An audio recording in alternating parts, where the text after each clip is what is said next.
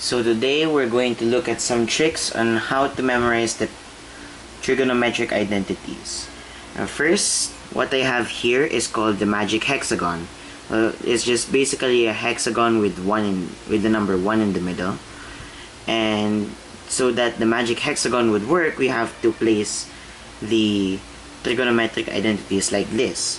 So at the left of the number 1, we have the tangent identity. They have the tangent function. Above the tangent, we have the sine function. Then the cosine. Opposite of tangent should be cotangent. And all of the functions with the syllable co in it should be at the right. So cosine, cotangent, and cosecant. And finally, secant would be last. Now, why this is magic is because that it shows almost all fundamental trigonometric identities aside from the cofunction identities. Aside from the odd-even function identities. So, first identity is that tangent is equal to sine over cosine. Let's write that down.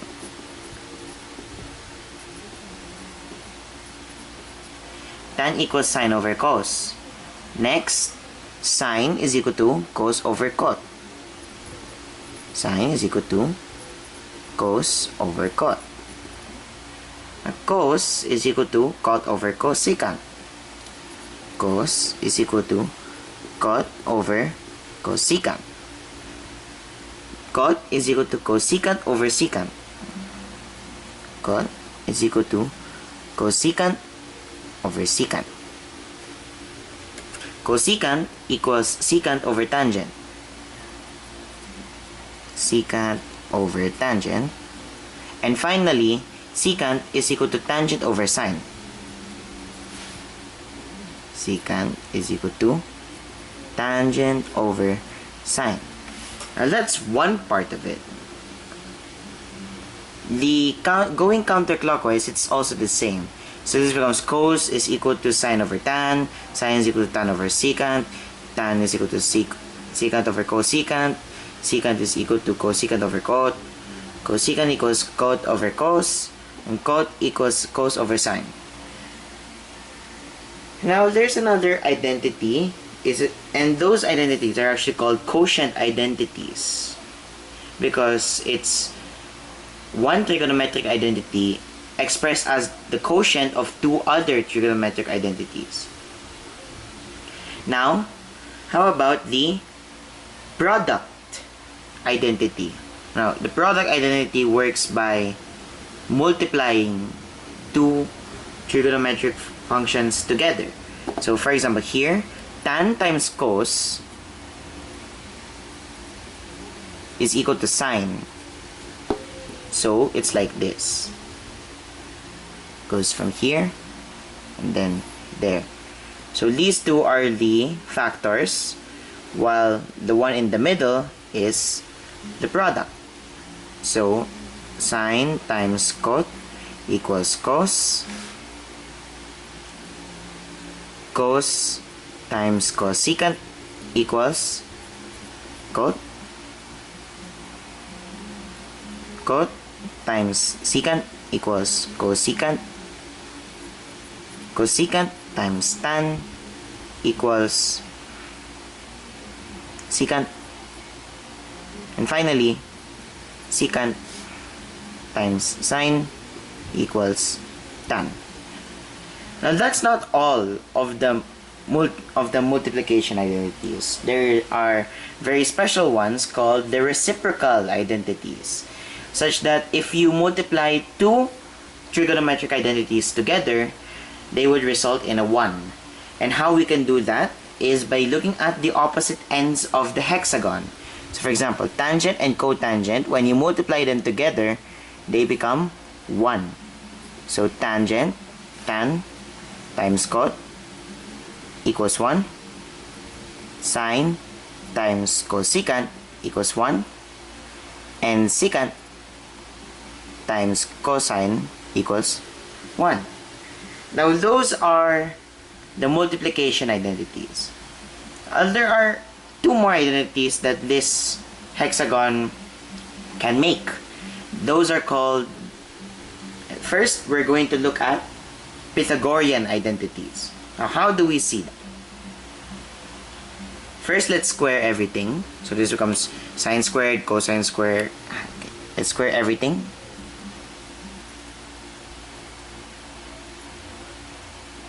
It becomes sine squared, cosine squared, tangent squared, cotangent squared, secant squared, cosecant squared. Now, we're going to be looking at the direction like this.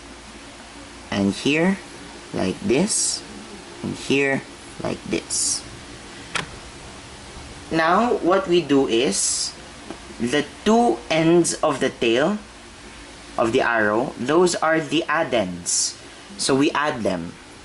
Sine squared plus cosine squared, and that's equal to the head, is equal to 1.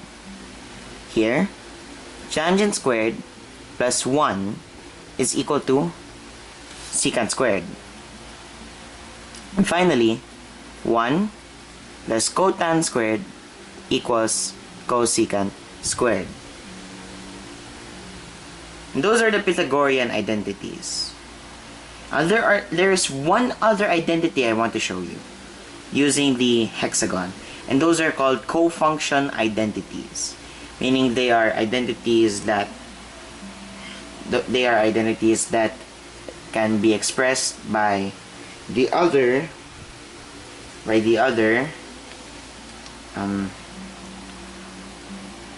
function. So how we see that is, we draw an arrow like that, here like this, here like that. Remove the squares, okay? So this becomes sine of 90 degrees minus x is equal to cosine of x. Tangent of 90 degrees minus x is equal to cotangent of x. And finally,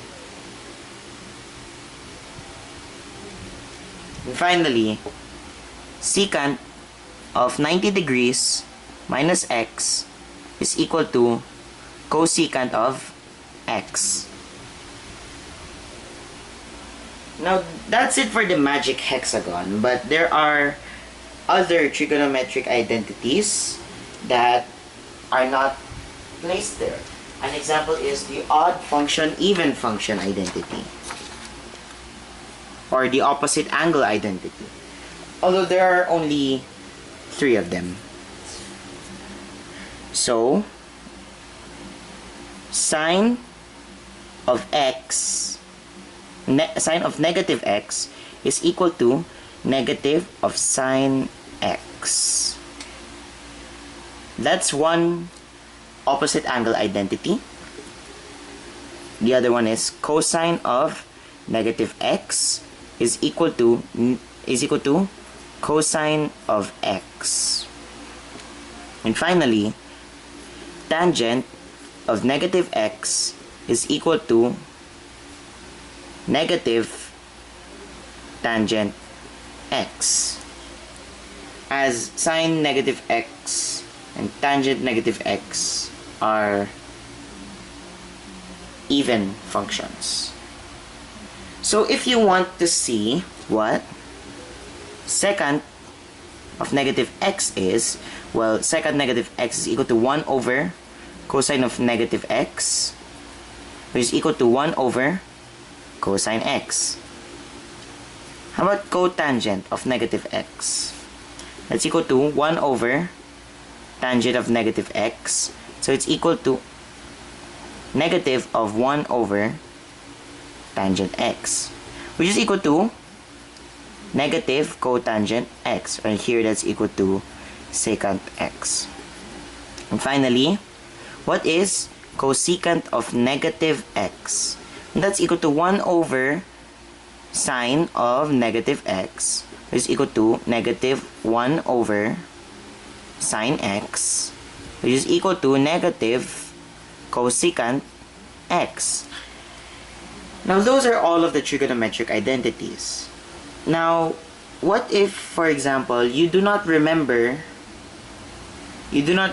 any of the values of the special angles? Well, here I will introduce very special angles.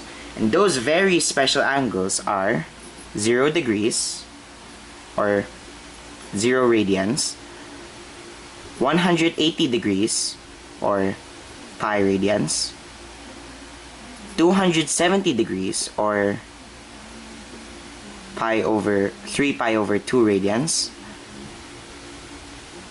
30 degrees or pi over 6 radians, and finally 45 degrees or pi over 4 radians. Now, why only these angles? Well, these angles are basically, you can make anything out of these 5 angles. You can find the exact value of any trigonometric function out of those 5 angles. So for example, and I only need to memorize cosine of theta and sine of theta, because I can make any angle, any trigonometric identity out of those two. So let's make a table. So this is for theta, this is for cos theta, and this is for sine theta.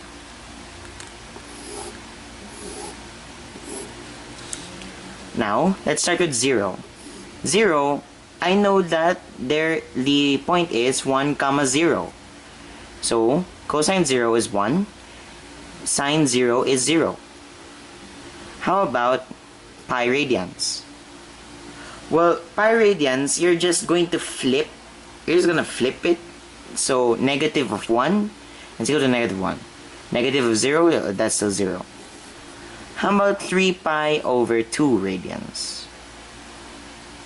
Well, 3 pi over 2 radians, so cosine is 0, and sine is equal to negative 1. How about pi over 6 radians? Well, pi over 6 radians, well, I know that the x component is longer than the y component. And I know that the only possible values are square root of 3 over 2 and 1/2. So which is longer? It's square root of 3 over 2, of course. So cosine pi over 6 is square root of 3 over 2, while sine pi over 6 is 1/2. And finally, pi over 4 radians. Well, both of them must be equal. So it should be square root of 2 over 2, comma square root of 2 over 2. Now, why only those 5? What about pi over 3? Well, we discussed earlier in the cofunction identities that cosine of 90 degrees, or let's just call it pi over 2. Pi over 2 radians minus x is equal to sine of x. So, for example, I want to know sine of pi over 3. So, what is pi over 2? Let's say sine of pi over 3. That's equal to cosine of pi over 2 minus pi over 3. That's equal to cosine of pi over 6, which is equal to square root of 3 over 2. Now, if you check your unit circle, then that would be a correct answer. How about 90 degrees? Sine of 90 degrees. Sine of pi over 2. Well, that's equal to cosine of pi over 2 minus pi over 2, which is equal to cosine of 0, which is equal to 1. And that is all for the simple tricks regarding the trigonometric identities and how to memorize the unit circle without actually memorizing the unit circle. And for another tip, what if they are not in the first quadrant? Okay? So if you still remember the concept of the reference angle, then you just basically use the reference angle and then determine what quadrant it is. But for those who do not remember or do not know about the reference angle, here it is. So for example, I have that Cartesian plane. So remember the acronym ACTS. So this means in the first quadrant, all of the functions are positive. In the fourth quadrant, only cosine and secant are positive. In the third quadrant, only tangent and cotangent are positive. And in the fourth quadrant, only sine and cosecant are positive. Now, what is a reference angle? The reference angle is the smallest acute angle with regard to the x-axis. So we only regard the x-axis in this angle. So for example, if we have this angle, let's call that angle alpha. If we have that angle alpha, which is equal to, let's be a little more accurate, that's about 36 degrees, then the reference angle there is 36 degrees. Now what if, for example, I have this angle, let's call that beta. Beta, which is equal to 135 degrees. Now what is my reference angle for that? Well, as I said earlier, the reference angle is the smallest acute angle with respect to the x-axis. So it's this angle right here. Let's call that beta prime. So how do we compute for beta prime? Beta prime is equal to, since it's the x-axis, it should be 180 minus beta. Now for example, what if you're given a negative angle? Let's call this angle phi, which is equal to negative 45 degrees. Now the reference angle there is already just the absolute value of phi, if it's a negative acute angle. But for example, what if we're given this very huge angle? Let's call that angle delta. I actually don't know how to draw delta in small case, so please bear with me. So let's call that angle delta. Now how do we find its reference angle? So that is just 360 minus delta if it's in the fourth quadrant. So for example, this is 360 minus theta. Theta is the general variable used for angles. So let's say where theta is greater than 3 pi over 2, or theta is greater than 270 degrees. Here at t, it's theta minus 180 degrees, or theta minus pi radians, where of course where theta is greater than or equal to 90. No, not really. Greater than or equal to 180. Sorry. Here, this is 180 minus theta, or pi minus theta, where theta is greater than 90 degrees. So for example, if we're given very large negative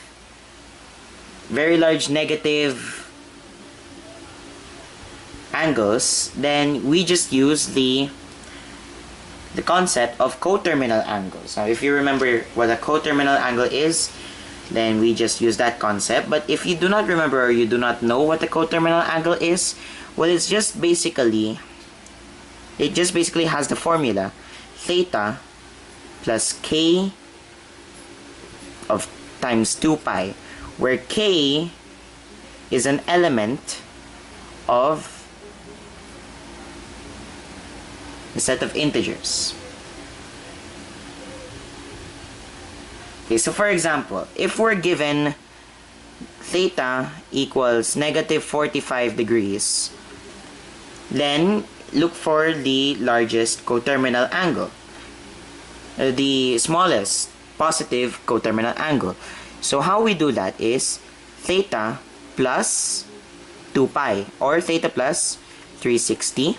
That's equal to 360 minus 45, which is equal to 315 degrees.